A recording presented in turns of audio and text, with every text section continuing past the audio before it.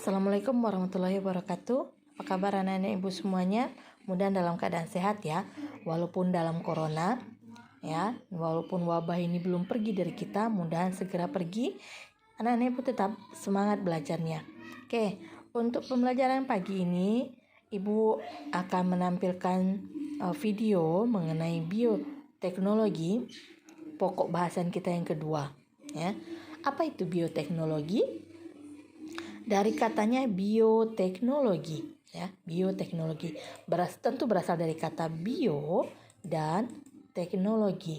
Nah, jika digabungkan bioteknologi, bio artinya hidup, sedangkan teknologi adalah cara. Nah, jadi bioteknologi adalah suatu cara atau metode yang dilakukan dengan memanfaatkan makhluk hidup untuk membuat produk, barang, atau jasa. Ternyata istilah bioteknologi ini sudah lama berkembang, yaitu setelah ditemukannya oleh Pasteur dalam proses fermentasi dalam pembuatan anggur. Kemudian di bidang pertanian, ternyata bioteknologi ini mikroorganisme sudah digunakan sejak abad ke-19 untuk mengendalikan hama serangga dan menambah kesuburan. Dan dalam bidang pangan, ternyata bioteknologi sudah digunakan untuk membuat makanan yang bermanfaat seperti tempe, tapai, kecap, keju, dan lain sebagainya.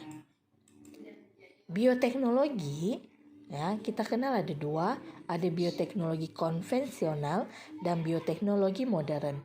Apa itu?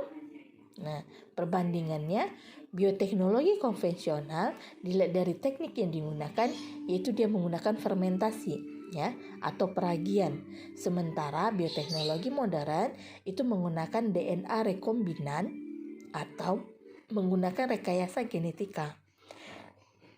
Keterlibatan manusia dalam bioteknologi konvensional itu tidak mengubah sifat atau proses pada agen biologi atau organisme yang digunakan. Sementara pada bioteknologi modern, keterlibatan manusia itu mengubah sifat pada agen biologi yang digunakan. Nah, contohnya bioteknologi konvensional yaitu tempe, tape, kecap, asam cuka, yogurt, alkohol, dan lain sebagainya. Sementara bioteknologi modern contohnya insulin dari bakteri, tomat yang tahan lama, dan lain sebagainya. Nah, ini bioteknologi konvensional seperti tadi.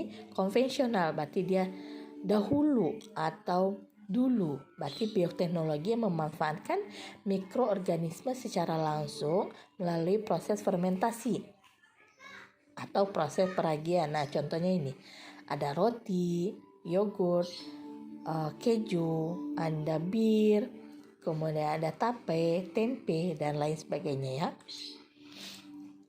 Untuk penggunaan mikroorganisme pada pembuatan roti, bir, dan tapai, itu yang digunakan adalah mikroorganisme yang namanya Saccharomyces cerevisiae.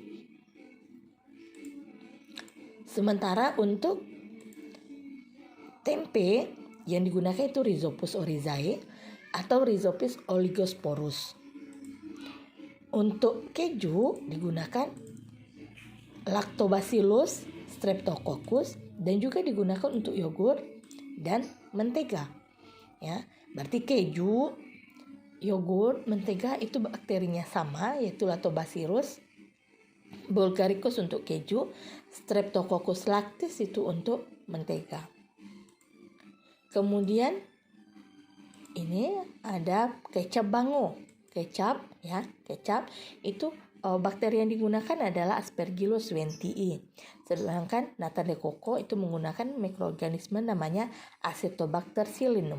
Nah, kelebihannya bioteknologi konvensional ini biaya produksi relatif lebih murah karena hanya menggunakan ragi. Kemudian teknologi relatif lebih sederhana. Pengaruh jangka panjang umumnya sudah diketahui karena sistemnya sudah mapan. Sedangkan kelemahannya, hasil tidak dapat diperkirakan sebelumnya. Misalnya tapai, ada yang rasanya, ada yang manis. Kemudian nanti kita bikin lagi berikutnya, ada yang asam atau yang pahit sekalipun. Dan memerlukan waktu relatif lama dan tidak dapat mengatasi kendala alam.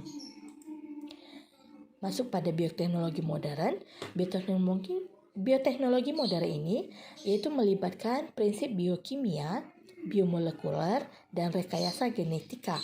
Jadi intinya di sini dia melibatkan rekayasa gen, di mana mengubah sifat organisme sehingga memiliki kemampuan seperti yang diinginkan oleh manusia atau yang diinginkan oleh konsumen. Contohnya bakteri yang menghasilkan insulin. Nah, di sini digunakan atau direkomendasi DNA, di mana DNA itu dipotong, kemudian disambung dengan DNA baru yang membawa sifat unggul. Nah, gabungan dari DNA baru hasil penggabungan ini, itulah yang disebut dengan DNA rekombinan. Ini nama produk dari bioteknologi modern, ada interferon, insulin, vaksin, hormon pertumbuhan, beta endorfin, aktivator plasminogen, inverculum, dan antibodi monoklonal. Ada lagi yang lainnya, ini kegunaannya. Nah, kelebihannya, bioteknologi modern ini memperbaikan sifat genetik dilakukan secara terarah. Kemudian dapat mengatasi ketidaksesuaian genetik, hasil dapat diperhitungkan, dapat menghasilkan jasad baru dengan sifat baru yang tidak ada pada jasad alami. Sementara kekurangannya, biaya produksi relatif lebih mahal karena dia melibatkan gen. Jadi ada pemotongan gen di situ dan di situ harganya mahal.